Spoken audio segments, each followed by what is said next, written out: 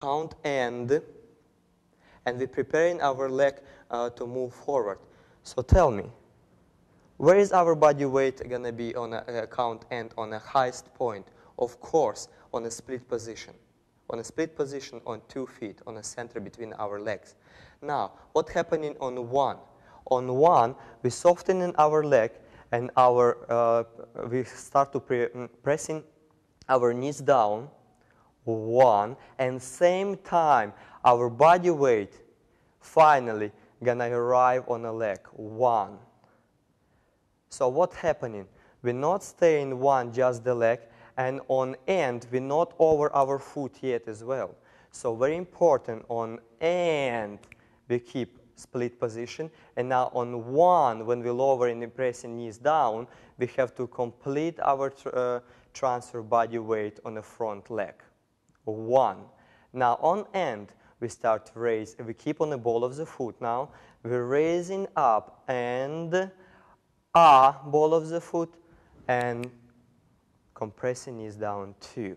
Same thing happen on the back step when we're coming back. We're raising on end, preparing our leg, our body weight right now on a center split position. And as soon as we start compressing our knee down, with complete transferring body weight together with lowering. 1. Start raising up and closing foot on the ball of the foot.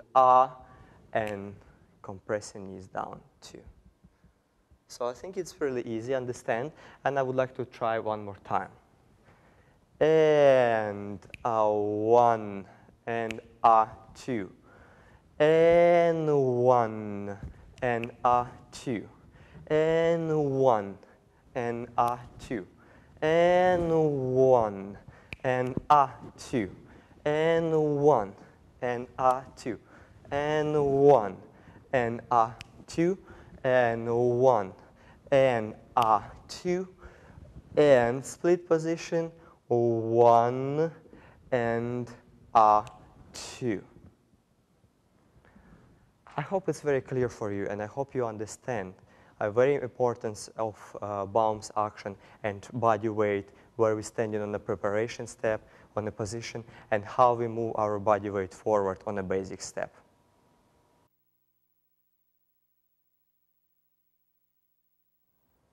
Hey, I'm still here, I'm still with you, and I'm going to continue with next subject, and I would like to explain about footwork, ankles, and leg action. And the first things, of course you remember, right before that I was explaining you about the bounce action and how we create and which body parts create. And you remember, our bounce creates by using our compression of our knees and straightening our knees. Now, I didn't explain you what in bounce action is well very important, your ankles and your feet, to create more softer, more controlled and more bouncy, springy action. So for that, first I would like to explain major position in your feet, and they are first toe, very high pressure on the toe. Now, after that we're gonna roll to the ball of the foot, and of course preferably inside edge of the ball of the foot. So we're never gonna use outside edge to open our knees and inner thighs muscles. We would like to create always closing. So inside edge of the ball of the foot, and of course heel. So we're gonna use ball, flat, heel. And on the way up, we're gonna roll same way. We're gonna roll from the flat position, from the heel, we roll into the ball of the foot. And if it's necessary for transferring our leg to the next step, we're gonna use toe. And we're lowering down ball of the foot, inside edge of the ball of the foot, and heel, flat. And ball of the foot, toe, ball, flat. Yes, now, I would like to explain about how our feet and our knees gonna work together for the bounce action. And I would like to first use an example, and I would like to explain about a very simple basic movement in a ballet dancing, which is plie. And I will get on soft knees. And first things, when we're raising up in a plie, we always use for straightening the legs. Right after, we continue raising up by using our feet. We're raising up using feet on the inside edge of the ball of the foot, of course. If you're able to keep balance. Now, on the way down, we have to lower heel first, and after compressing knee down. Now, do you think it's possible to use the same principle for samba bounce? I don't think so, because it's going to be really hard to create the same action in a samba. It's going to be very rough transferring from foot to knee, from knee to foot. So what I would like to do, I would like to do the same things. The only things I would like to close my feet to sixth position, which we used for samba, and not first position for ballet dancing. So I would like to close feet, and I would like to say sidewise, more comfortable for you to see it. And now I will do my preparation, softening my knees. Now, when I'm going up, when I'm rolling up, I would like to start rolling, of course, with my knees, to start straightening off my knee. Now, right before I complete my straightening of my knee, I would like to start already raise on my foot, to raise from the ball, from the flat position to the ball of the foot. I'm start raising up, and together with raising foot and straightening knee, we complete straightening. But don't forget, don't lock your knee completely, because in samba you don't have time to do this. Otherwise, your movement gonna be very rough with changes in your knees. So it have to be straightened, but slightly still soft and slightly bent. Now, on the way down, first we're gonna use the same principle. We start lowering our heel down, but before I touch with my heel of floor, I have to start already softening my knee to create softer transition of my work from my knee to the foot. Now, with softening my knees, I'm lowering my heel down and continue lowering, compressing my knees. So one more time, I'm raising up, start work with my knees, start work with my foot, and I complete straightening. And on the way down, I start lowering my heels, soft my knees, and I complete lowering my heel down. I think it's pretty easy to understand. It's very soft, very controlled movement, which is gradually transferring work from my foot to my knee, from my knee to the foot. Now I will try and show the same principle by using a basic step of the samba. And we lower into preparation, and we start to, actually I forgot one thing. Before we start, when we're lowering down, we're not staying on 2 flat feet. So before I go on forward to make my step, I would like to, when I lower, I have to prepare my foot, my working foot, which will go now move forward. I have to prepare and roll from my flat position to the ball of the foot. And now continue to move, before I move my leg, I have to roll from my ball of the foot to my toe. Because remember, every time when we transfer our leg from one position to make our next step forward, we transfer not on the ball of the foot.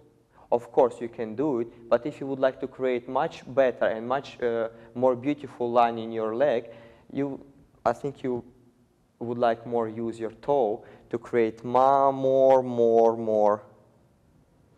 beautiful line, and to show how soft you can work from toe to the ball of the foot and to the heel.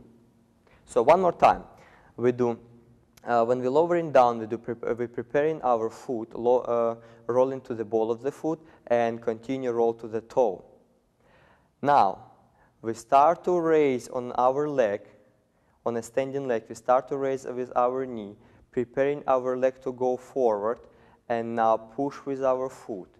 Now we're standing on split position between our legs, on 2 straight legs, not locked completely, quite soft, and our body weight, if you remember, I told you before, we're standing on a split position and not completely over our front leg.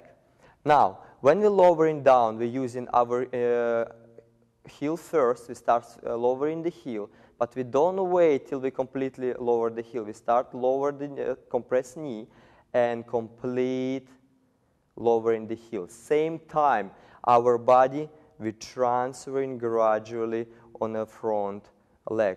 So our body weight have to compress into our knee. We compress into our knee.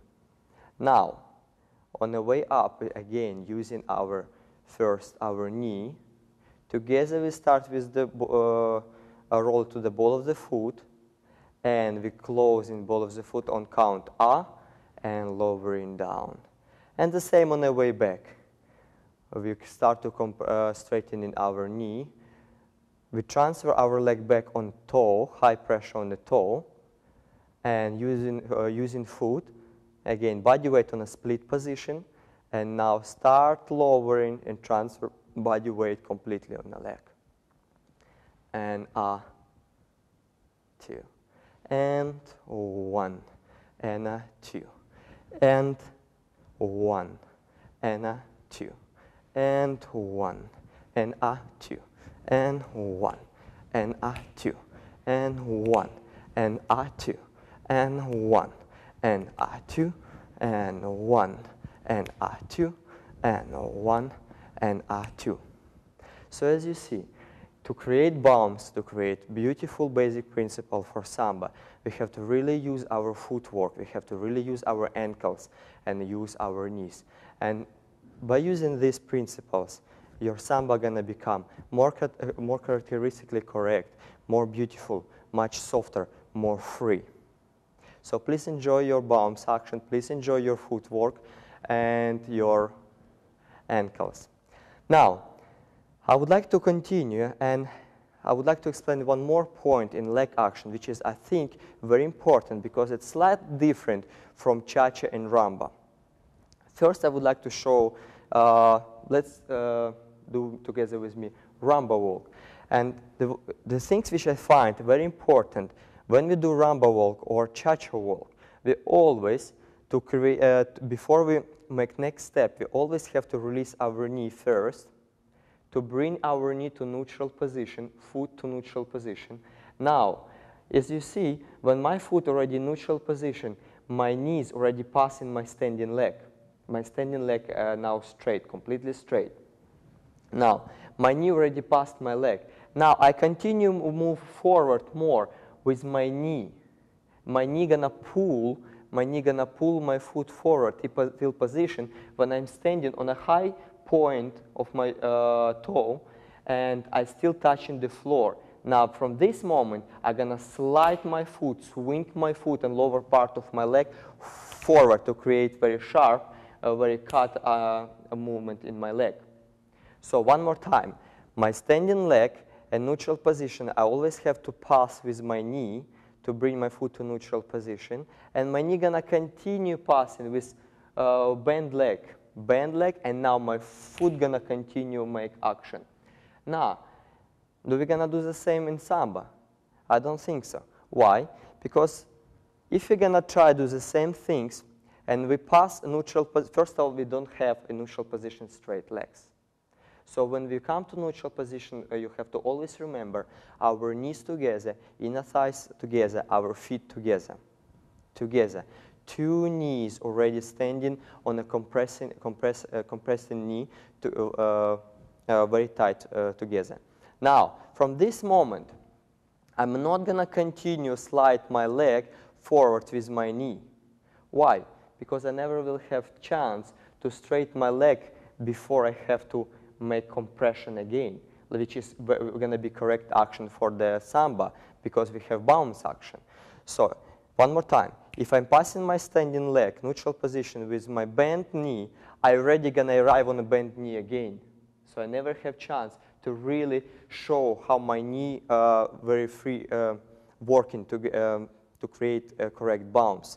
So what I would like to ask you, after the neutral position, before you start to move your leg, of course you start action on your standing leg. You have to start work with your knee and ankles together. But same time, I would like to more concentrate you on start sliding your foot. So your foot go first. I'm a little bit standing now, not on correct position because we never back weighted and never standing on a heel. We have to same time already transfer body weight forward. But for exercise, I would like to show you. So when we start to work with our standing leg, we have to first slide foot very quick forward. So our leg becomes straight. So on the middle part, when we're standing in a split position, we have two straight legs and not still bent. And again, neutral position. Now I start work with my standing leg. I start to raise up on my knees and my ankle on a standing leg. And same time, I will slide very quickly my foot forward first, and I continue push, push, push. So my split position gonna be two straight legs. Now I can start work with my lowering my heel, my softening of my knee, and completely on a flat position. So we're gonna work, when we transfer our leg, it's gonna be high pressure toe, now ball of the foot, and into the flat position. I think it's very understandable, and I think you will understand the difference between how we can create correct leg action in Samba to show the difference between Cha-Cha and Rumba.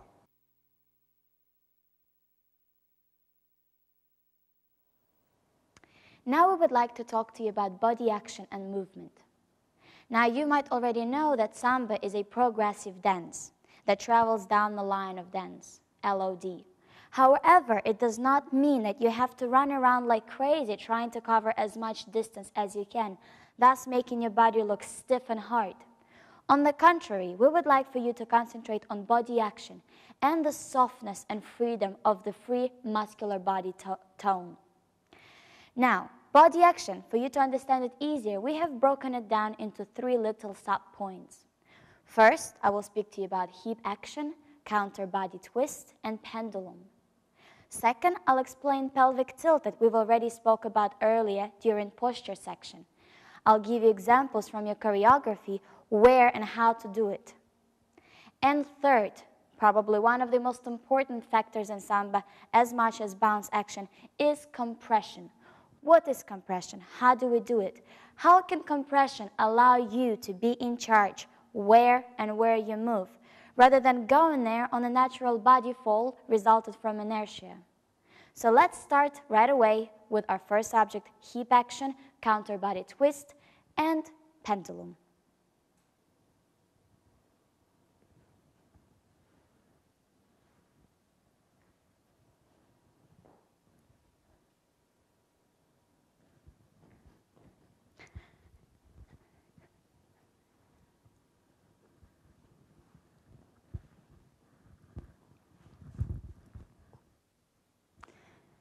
Now, you've just seen the beginning of your choreography 2 different ways. As you might notice, one way is very stiff and very one-dimensional, and the second way had a lot of body movement. So what did I add in the second piece that didn't have in the first? It was hip rotation or hip action. So what is very important in Samba when you move is always think that you rotate in your hip to open the way for your next step. So you open in your hip before you come in. Again, you open in your second hip before you come in. Open in your way, close, open. Now, as we have our hip rotation, or open of the hip, it's not the only thing that we rotate in. We also have counter body twist. Now, for you who might have watched Cha-Cha video, I've explained where counter body twist happens and how to do it. But for those who haven't seen Cha-Cha, this is what's going to happen. You're going to rotate your hip together with your rib cage. Yes, so it's not going to be just the hip and the ribs going forward. You're going to together rotate them going back. And what you would like to think about and concentrate is not taking your right shoulder together with your right hip and right ribs. You're going to take it in a position going forward, thus creating a counter body twist. So if we prepare for the first step of your choreography, which is going to be cruzada action, you're going to open the hip, rotate it around, taking it together with your rib cage, and taking your shoulder blades and upper body forward.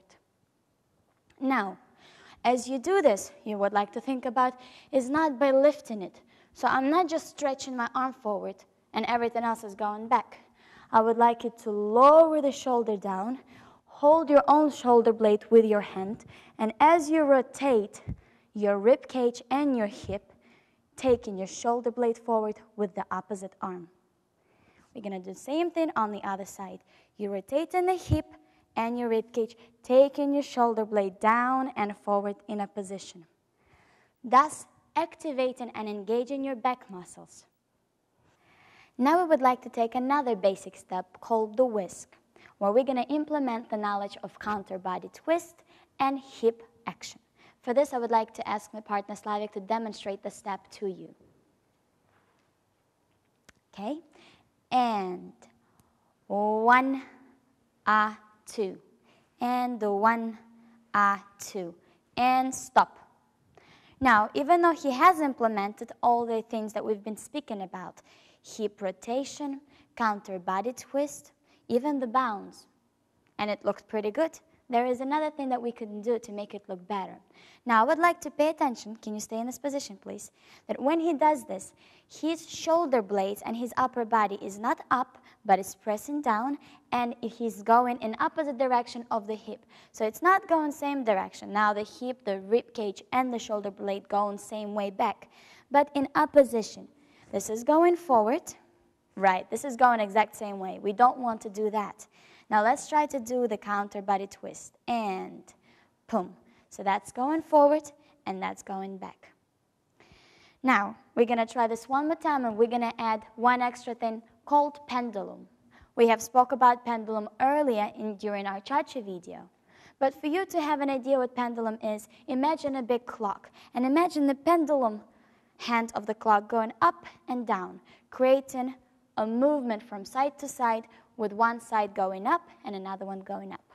So we're going to try whisk, and we're going to add on the pendulum. And 1, 2. And 1, 2. And stop. Now, he's creating the pendulum, so you can see that his left hip is much higher than his right hip. As we continue the movement, he's releasing the pendulum and creating a high hip on the right and a lower hip on the left. Continue and on. Same thing, he's continuing a higher hip on the right, go up. Creating a pendulum action in the hips and down. Let's continue going so they could see the difference. And pendulum, and 1, 2, and 1, 2. Very well. So we hope you can understand the difference between counter body action, the difference between hip action and rotation, and pendulum. Now the next menu point that I will discuss is pelvic tilt. We have already spoke earlier about it in the posture section, but just so we can remember, pelvic tilt is created by simply tilting your pelvic bone under, leaving the rest of your spine not affected. So, we're going to ask Slavik one more time, my beautiful guinea piglet, to assist me in this movement. Pelvic tilt occurs usually in 3/4, quarter 1 timing or a full beat timing. So just to name a few steps, they could be a volta, botafogo, cruzada action, whisks. Now we're going to ask Slavik to demonstrate the first 8 counts of a samba routine without doing pelvic tilt. 7, 8. 1, 2, 3, and 4. 5, 6, 7, 8. Now this was a pretty good version, and I have to say that it's probably quite difficult for him not to do pelvic tilt completely. But we're going to try to see that same thing again, and he's going to add on pelvic tilt. So please concentrate mainly on his hip level. And 7, 8. 1, 2, 3, and 4. 5, 6, 7, 8. Excellent. Now, as you may have noticed, his hip action became much fuller, deeper, softer. So let's have him do this one more time and actually stop every time he's creating a pelvic tilt. 7, 8, Right away, you can see that his pelvic bone is tilted under. But notice that the rest of his spine is not affected. It's still very long, going all the way out through the back of the head, creating a long neck and a beautiful middle back. Continue on, and 1. Continue, and he's again in the pelvic tilt. So every time he creates a pelvic tilt, he's using his pelvic bone. And may you notice while the camera is on this angle that as he does this, his hip and his knee follows the line of the pelvic tilt. Not having a pelvic tilt and your knee left behind, but your knee and your hip and your whole thigh follows as one movement.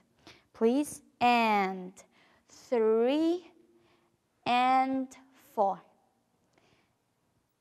And pelvic tilt onto the leg. Now he's going to stop on the first step of Botafogo, creating a pelvic tilt. And pelvic tilt, great, continue, 5, and. Now notice that the first step of Botafogo also has a pelvic tilt. But in this case, because we change in direction on the next step, his knee is not closing in at the same time. His foot is left a little bit behind because his weight is on the front foot, but having maybe 10% on the back leg. Continue forward, and changes on. And the last stationary samba walk. And 7, stop. At this moment, he's creating a very strong, very big pelvic tilt, having his hips, his thighs, and his knees going in one line forward. Continue. 7, 8. Excellent. Thank you very much. So we hope we have explained how to use pelvic tilt, how to use counter body rotation, and how to use your hip action. This will make your samba routine much softer, and you can use this in all the various movements, whether the basic one or the ones that you've designed choreographically yourself. Now, the most common mistakes that we see among dancers around the world is that they release the hip too early. So when they dance, it looks something like this. And 1, 2, 3, and 4, 5, 6, 7, 8. In samba, unlike other dances, unlike cha-cha for example, we have to concentrate on having a high hip when we arrive. Now how do we do this? For this we use compression. Now what is compression? In any dictionary you can find definition of compression where you have two body parts squeezing together. Now what we're going to squeeze here is the back muscles. So if I could have you turn around, great. What we're going to try to squeeze is the muscles between your shoulder blade and your hip.